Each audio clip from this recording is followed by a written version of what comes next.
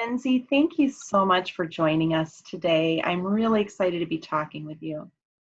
Thank you. I'm so thrilled to be here, Anne Marie. Why don't we get started first by just taking a few breaths to center within ourselves and in this moment together. So if I can invite you and anyone who's watching to just take a moment to connect in with the breath, to feel how it moves in and out of the body, how it touches the nostrils, inviting the mind to just very gently soften and relax. So many of us are coming to this experience from a very busy day and so many things happening in life. And if we can take a moment just to settle in, feeling how the touch of the breath and the calming of the mind has an effect on the body. Perhaps noticing whatever energy is in the body, how we can just be with it.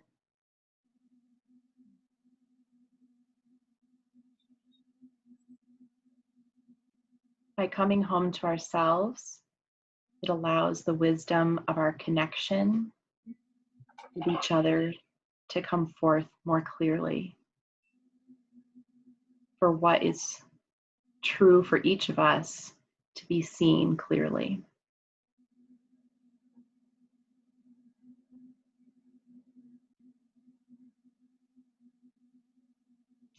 And for myself, it just helps me to feel that I'm more connected with you.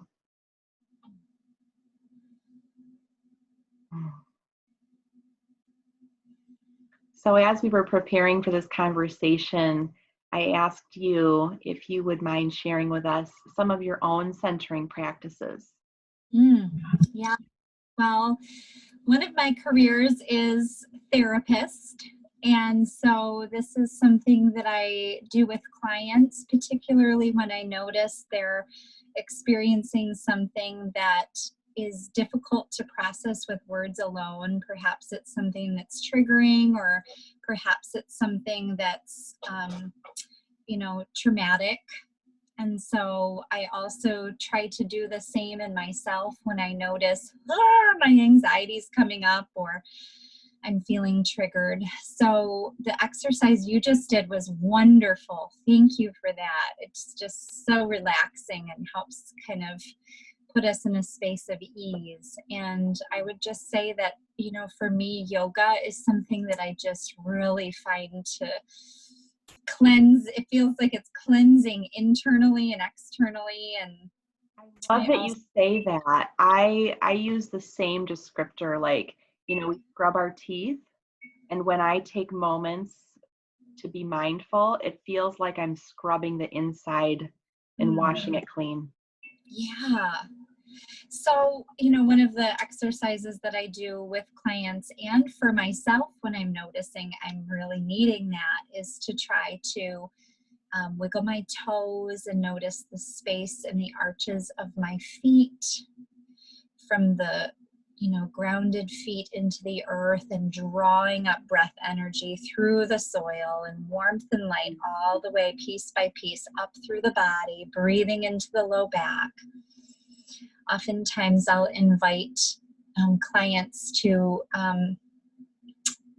notice their heart chakra and bring a white radiating light around that space, inviting in self-love and love for others, and even inviting that breath energy all the way up, flowing through the neck and shoulders and even into the head and into the brain, and allowing that breath energy to move up into the sky through the crown of the head, and then falling back down. And then starting to notice what's coming up in our bodies. Where am I feeling this emotion? Is it in my chest? What does it feel like? Am I constricting? Does it have a shape or a color?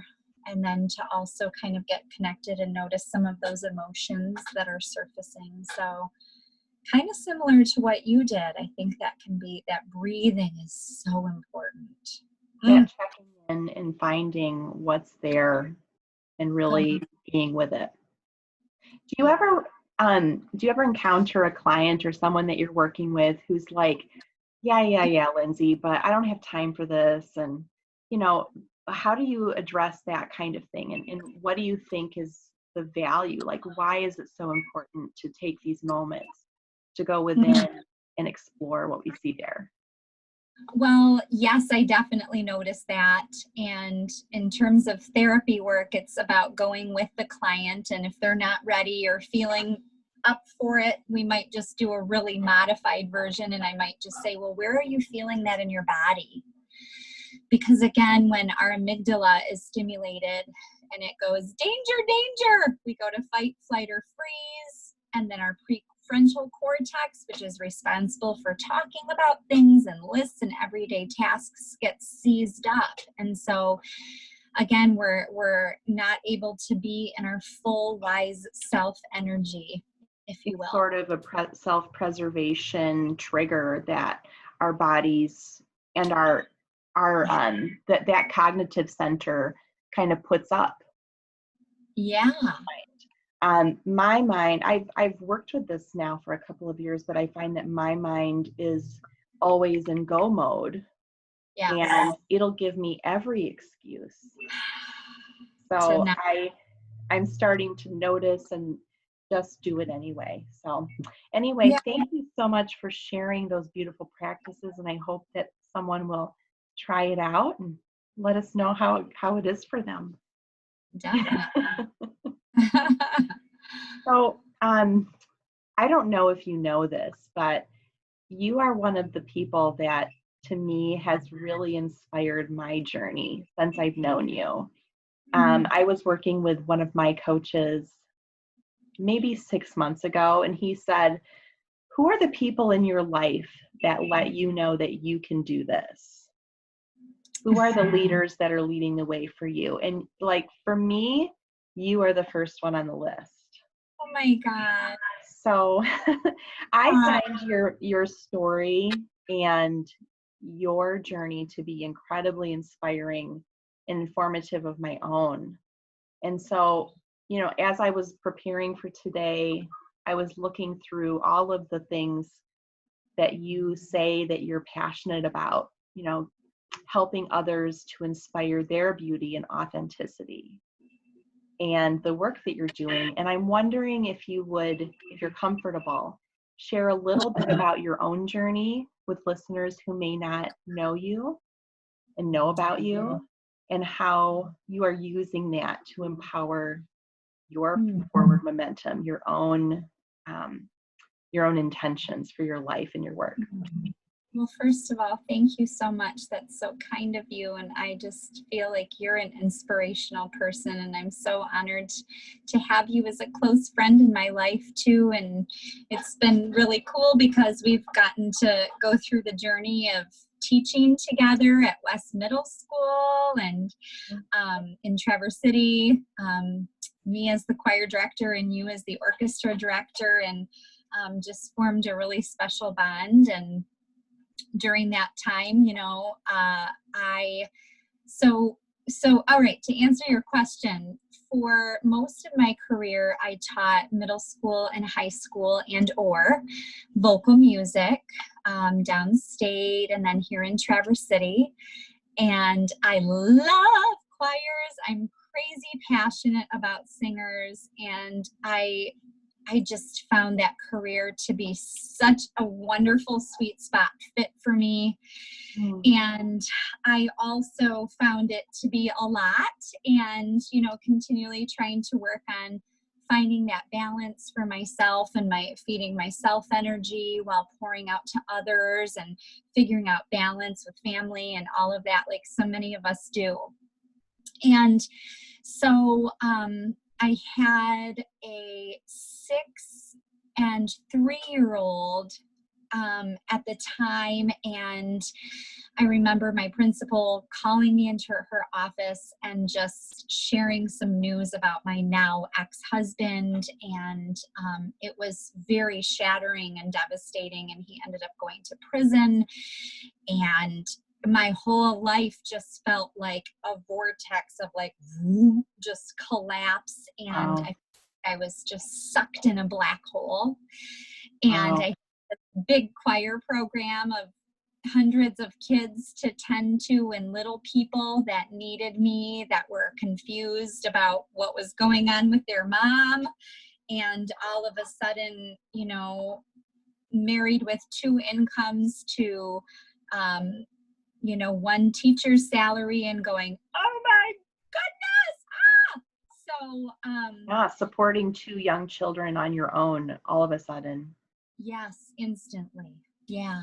And so, you know, I just found that this incredible tribe of people, starting with my music staff, you know, I remember you and Flanoy Humphreys and Rachel Linsmeyer and so many others just surrounding me and holding me up when I didn't know how I could myself. Mm. And I continued teaching, and I think I took a very short break, and less than a week probably. And I just knew that I had to move forward, and I needed to be able to find a way to survive, both vocationally and as a parent and as a person. And it was survival for a good few years, I feel Sure. like. And I remember thinking, I'm going to be homeless. I'm not going to be able to, I can't do this. I have a home. How am I going to pay my bills and, you know, daycare and everything else. And then this community just surrounded me, and I was able to make my way.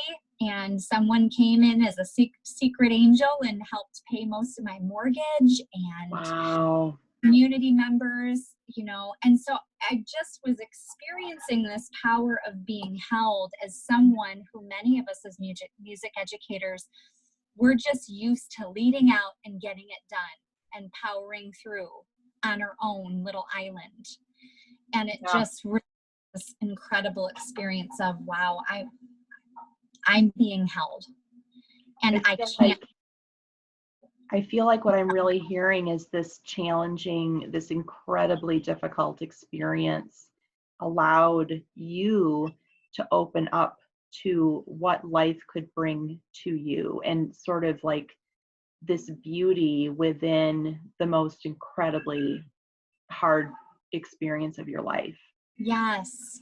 So a year and a half or so ago, I wrote an article for Grand Traverse Women magazine called Beauty from the Ashes.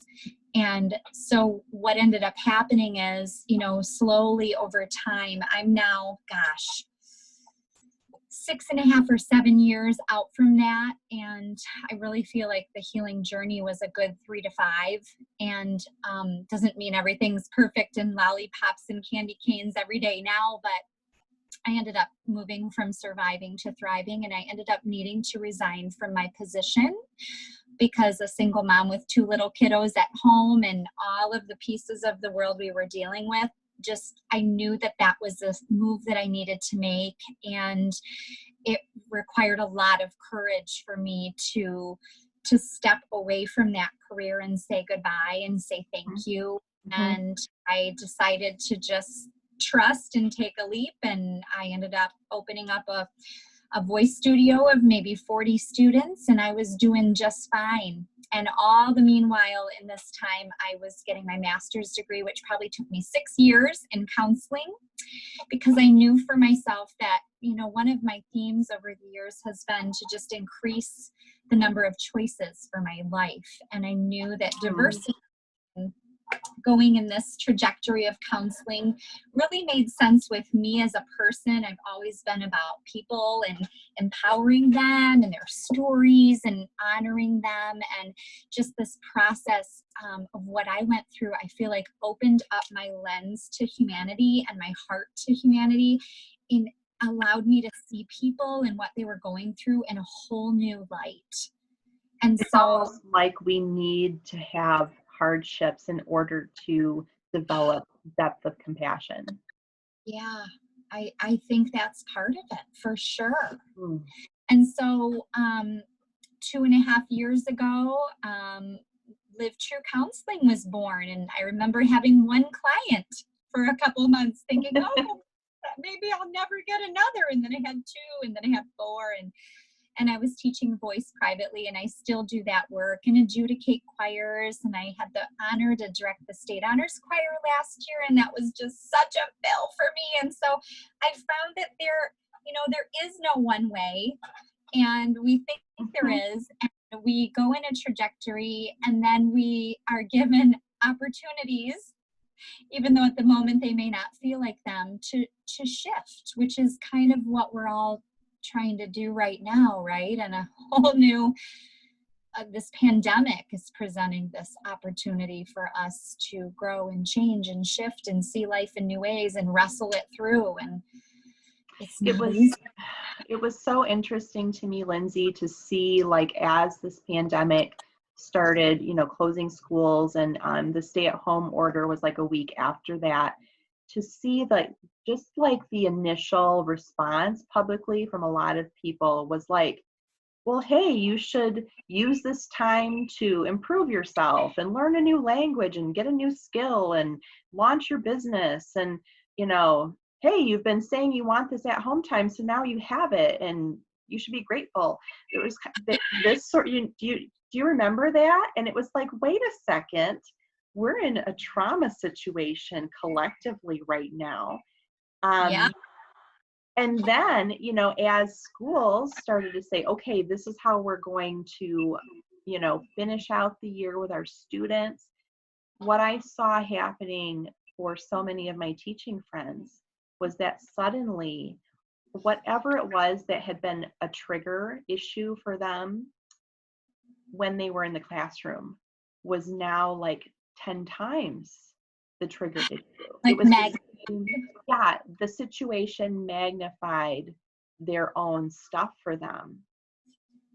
So that to me really was the inspiration to bring these conversations forward. So anyway, that's sort of the scope that I'm seeing, but I'm really curious if you would share your perspective of what this time has been for you, just to help us start to make sense of what we're experiencing. Yeah, I feel like to be able to give weight to the shades of gray and all of this, the blacks and the whites, and let me grab this little tool that I use in my mobile counseling office here, the ampersand. And I feel like this is such a great way of looking at it, because it's like, this has been really hard, to be isolated from, being in the presence of others. And it's been hard to manage business and kids and wonder how, careers are going to go for me and my family and others, and what's happening in our world and people's health and our economy. And, sometimes I feel like my fuse is shorter, because there's such big emotions. And I also feel like there's this other side that's really beautiful, and where I'm able to just be around my kids more, where I'm able to kind of take a minute and kind of assess, what was working before? What wasn't working before? What are some new ways? Like, what do I need in this time? How can I adjust and shift again so that I'm still taking care of myself? I feel like that's a big one, because nobody knows how to do pandemic. Nobody knows how to do coronavirus. And like you're saying, like, I had this client who was like, I'm just so tired of people, just saying, put an emoji up and paint a rock and set it on your front porch and call it good, like right. The smiley face emoji. And it doesn't mean that's part of it. And I love the "and," because to me what I hear is we're able to look at all of the scope of it. Yes, I feel this, and I see this, and this inspires me. Um, Yeah. Like holding this space for both. Yes. Thank you for sharing that. So if you're guiding a client through something like that, what might be maybe a practice for ampersand, or Yeah, perhaps like a journaling prompt or something that you might share for them to try? sure. Well, I think when when we have this, so one of the theories that I utilize as a therapist is called internal family systems theory, and I'm obsessed with it. It's amazing. And the premise is that we have this little family of these different parts inside. And when a part is triggered, it gets louder and it gets bigger, and it sometimes takes over the whole room or our whole body. And so the idea is to let those parts be heard and seen and given compassion and curiosity. And the more that we can offer that to a part that comes up in us, the more it's able to calm down. Because, when we're triggered, we tend to get in black and white thinking, or all or nothing. Yeah. And so like we might tend to be like, well, I'm so this, or this situation is so totally that. And it's like, I hear that. And maybe there's, what about the and? Let's maybe see if there's an additional, I also heard you say this earlier. Do you think maybe it's both? Yeah. The courage to hold complexity. Yeah.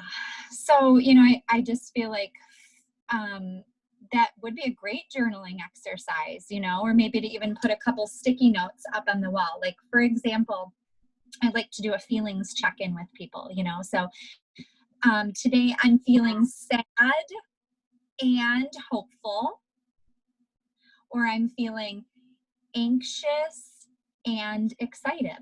Yeah. We were just saying, like, before we started this call, that the state of Michigan right now is, planning their reopening. Things are going to be starting up on Friday. And, what do we think about this? And I think there's a lot of complexity in that. So this type of exercise, I feel anxious and I feel hopeful. Yeah. I see a light at the end of the tunnel, and I'm really worried about my friends who are vulnerable. This could Yeah. be a beautiful space. So I would invite people to use these suggestions and thoughts in whatever way is resonant for them. I know that for myself, journaling is really helpful to Yeah. process some of these things. Thank you for making that offering to people. Oh my goodness. Sure. So what do you think have been some of the gifts of your experience? I mean, you kind of said already, like getting more time with your kids, but this pandemic, what have been the gifts for you? What have the gifts been? Well, I've been doing all kinds of house projects that I wouldn't have had time to do otherwise, I suppose. So that feels exciting. And I just think, really being grateful for the times when we can connect to people and not taking that for granted. One of my girlfriends sent this cute little a statement to a group text, and it was something like, I will never turn down a party again, and I'll show up 15 minutes early from this point forward, And I just think that concept of really prioritizing that connection. I know for me, I'm kind of like right on the edge of introvert and extrovert. But I think also just noticing, gosh, it is okay to slow down. It's okay to not be doing or connecting or on social media, All the time. Yeah, because I don't know about you, but I'm finding, I'm doing a lot of online work, and that can be really draining too. So just, okay, what's really important? And I just feel like that too. it's just, I think just really trying to be present in the gifts that we do have in our midst. Mm. That seems to me a lead into the lessons for this time. What do you hope to carry forward from these lessons? What intentions are you setting?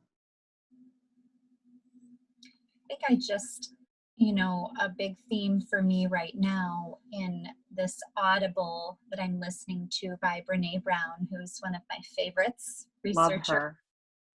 researcher on shame, resilience, and wholehearted living. She inspires a lot of my work, as I know she does yours as well. And her research finds that when we're living in vulnerability and authenticity, when we're showing up to be seen, that's the way to wholehearted living.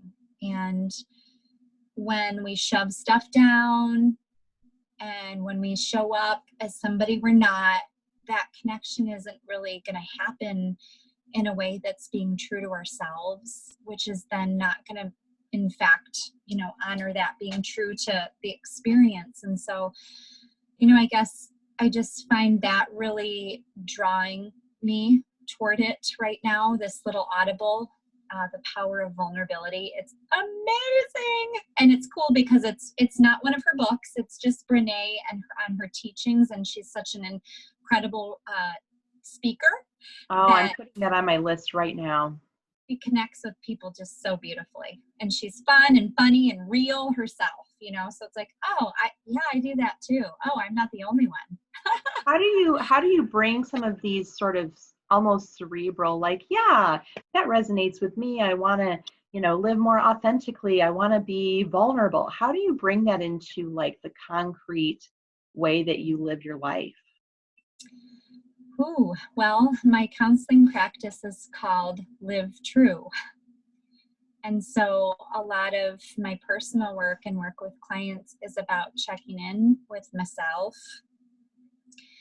and noticing what's true for me and then living that way or communicating that or shifting how I'm doing something in a way that's more in alignment with that. So I guess like congruency. And it doesn't mean that I'm going to necessarily like show up and like, here's my everything to every person.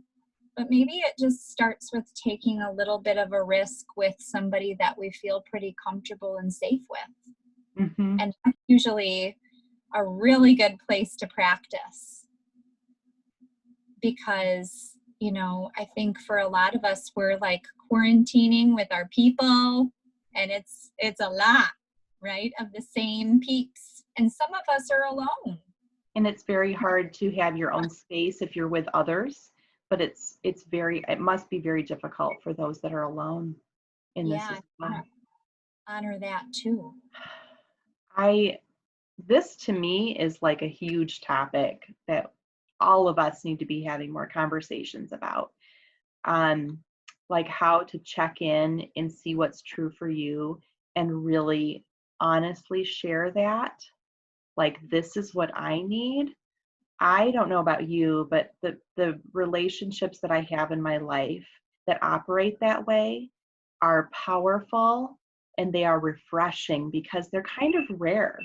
Like, there's a lot of the way that our society and our families and our structures have operated in the past, where you almost have to like dig through layers of like making assumptions. Yes. And, putting yourself last and being the martyr, like all of these like sort of unconscious things that we've done for generations. Yeah. It's amazing how things shift when you're able to really express yourself honestly with others. And that doesn't mean I don't think that you're going to be like, no, I don't want to do that because I don't like you. Yeah. You can bring this in ways that are gentle and caring for both yourself and for the others that you're working with and dealing with. I love that. Yeah, like clean communication.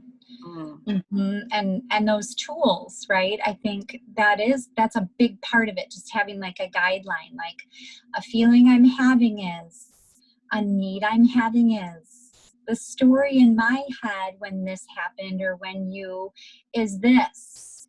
Because again, it's the meaning we made, but it may not have been the other person's intention, and then it opens some space for those conversations to happen in a clean way versus you know, it's coming from our own place and our own needs and honoring ourselves and honoring others.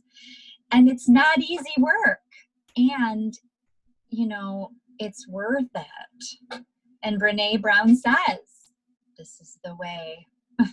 Amen, sister. We have a book study group just on that. I tell you what. Yeah. Isn't that the truth? I'd like to shift really quickly to a space of envisioning what could be possible. And the question I've been asking is, what if we're not going back to normal? What if this is a reset button? What could be possible? What possibilities do we envision for the future, especially in the context of music education? Yeah, I love that. This is a question that's really scary for people, right? Tell me why. There's a lot that we maybe didn't like about the way things were operating. And there's a lot that's not in our control. You know, livelihoods and the things that we care about are at stake. So to consider the possibility that we may not be returning to normal, it's kind of shattering, right? Yeah. But perhaps through that, we can start to maybe deepen or widen the scope and really come together perhaps for some powerful futures. I love that, because I think you're right. And while I'm not in a classroom right now,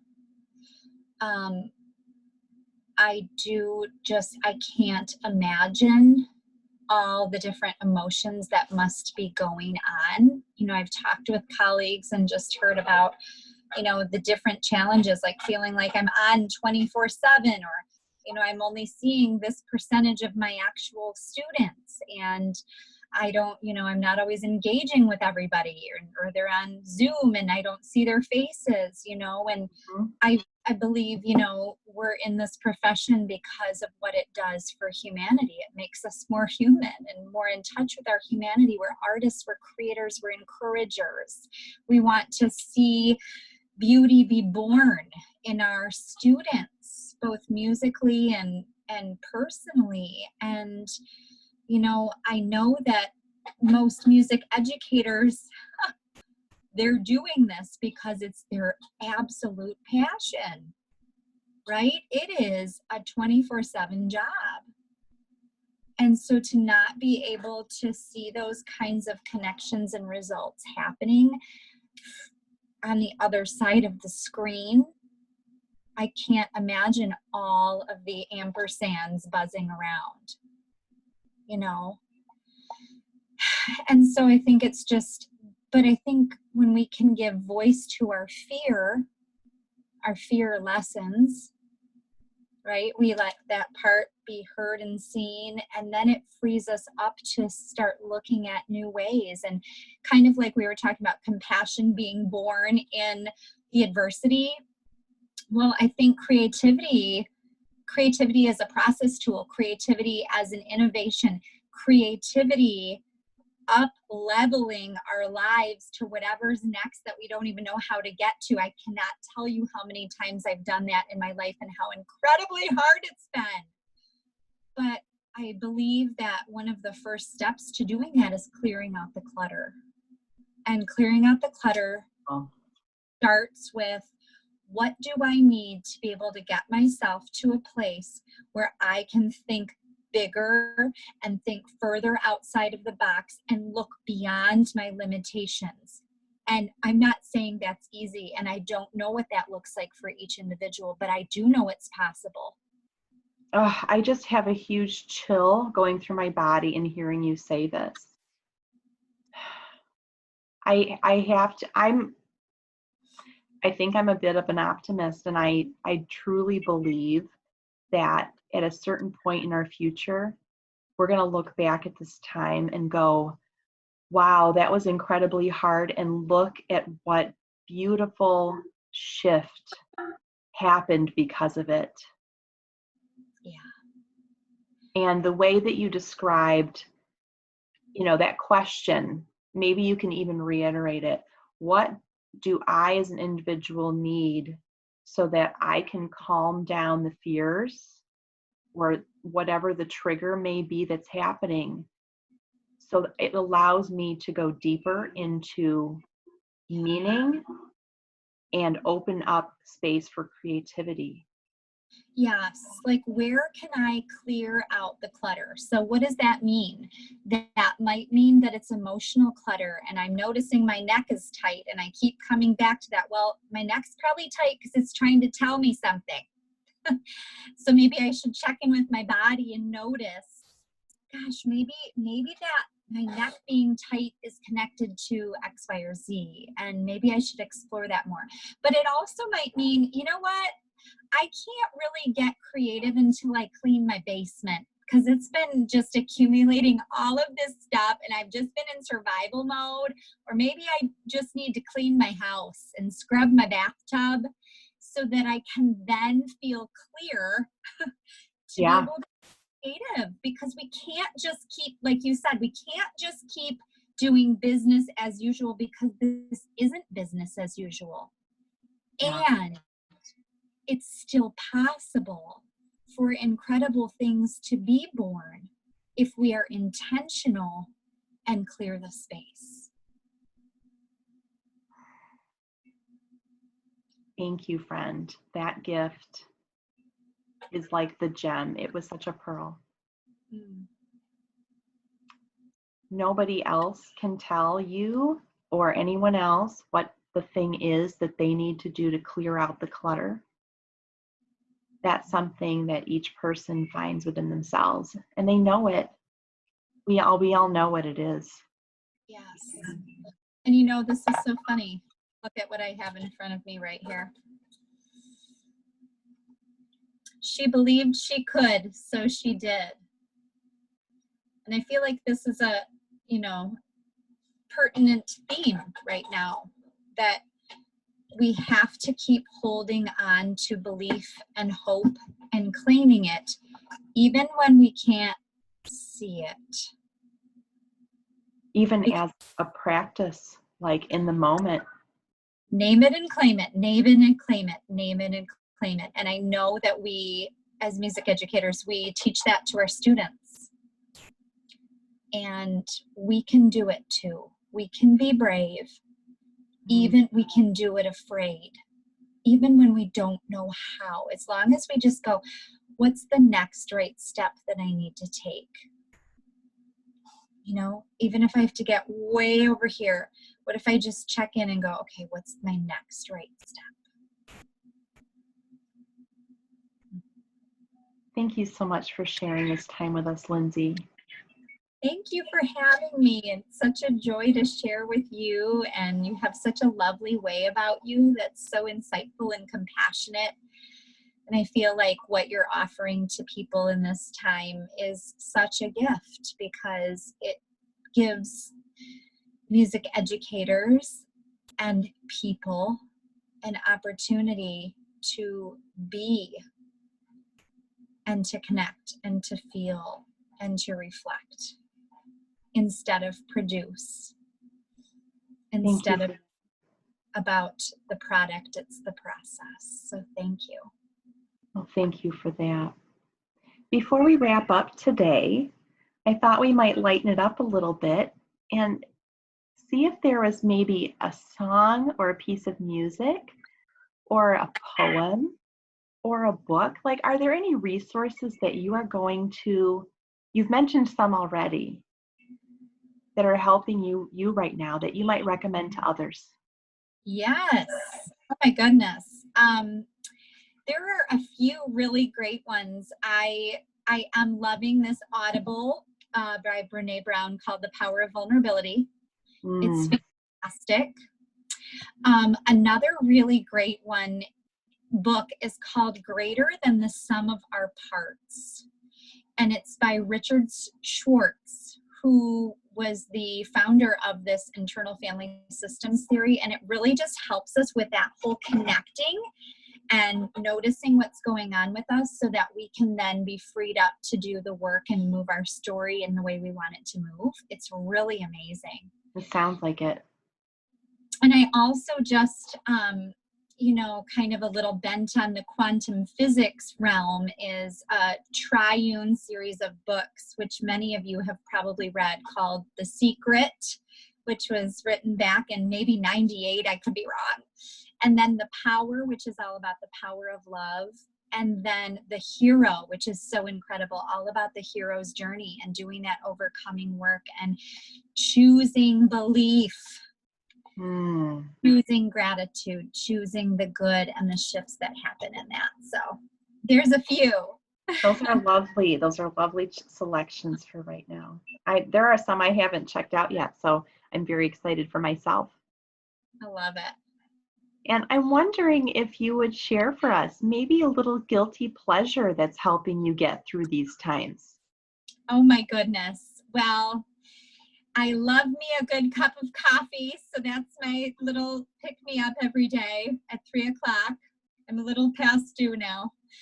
But even just enjoying a really great loaf of bread or... Hold on. I've got something happening really weird. Oh my gosh, that's hilarious. Help me! I had a notification come up and I was like, go away. And it just opened. I'm so sorry. I'm ruining the moment. No, you're not. My goodness. It's just like, I don't know about many of you, but food has just been big. It's like, oh my gosh, just enjoying good food and getting out in nature. And I'm trying to make sure that I work out every day because I just like releasing, because it's a lot. One of my clients will say it's Groundhog Day. There's a lot of those. What?